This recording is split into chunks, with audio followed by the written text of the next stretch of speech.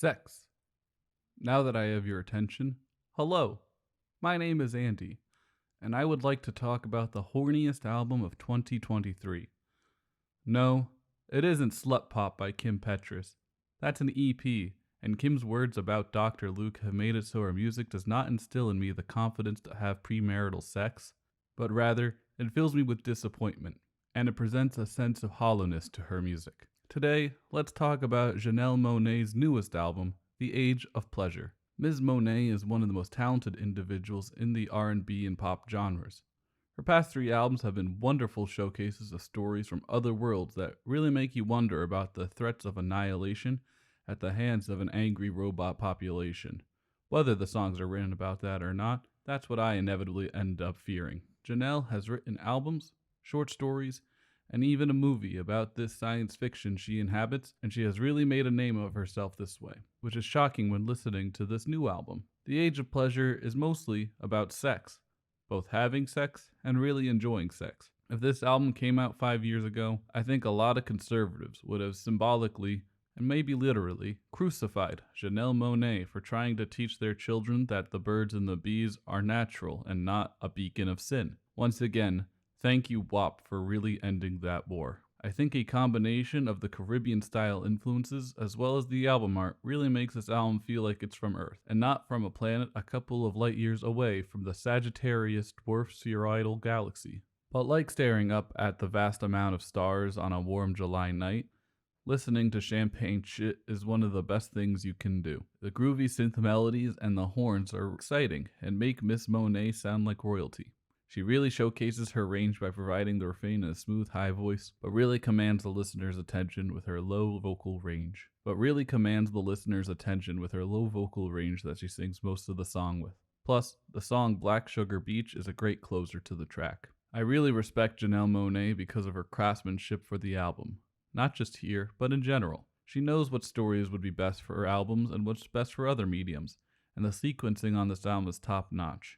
Everything smoothly flows from one song to the next as if it was, well, you know. I apologize for being this way. The lead single, Float, is a great track.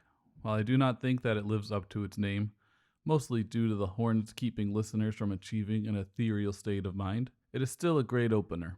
The synths and drums are masterfully designed to transport the listeners to such a wild and sexy world. And this world is inhabited by some of the best possible people. Amalre's verse on The Rush is shorter than I would like it to be, but wow, if it isn't the best 23 seconds you'll have all day. Plus, her harmonies with Monáe are simply put, awesome. Phenomenal is such a great club banger, I hope. To be frank, most of the clubs I have been to have been playing One Direction and other hit bands from 2011. I have been in too many clubs in several different states where this has happened. I'm not sure if I just have some magnetic force where I am instinctually able to find the most boring club of all time, or if all clubs are just like this. I don't want to listen to 22 by Taylor Swift at 1 in the morning while my nice Converse stick to the floor. I want to listen to Phenomenal. But there are plenty of great songs here if you are looking to add some new songs to your NSFW Bachelorette Party playlist. The song Water Slide uses the metaphor of a water slide in order to represent diving into some pussy. It's pretty on the nose. But while the album is trying to corner in on having multiple songs of the summer, it tends to get a bit dry. There isn't as much experimentation to keep me captivated like how Monáe has done before. It doesn't feel like Janelle is taking us through a story, but rather she is showing us a vista that we will very soon have to leave. The Age of Pleasure fluctuates from relaxation to excitement with ease, and I am excited for what Monáe does with this era of her artistry. This album is a very solid 7 3/4.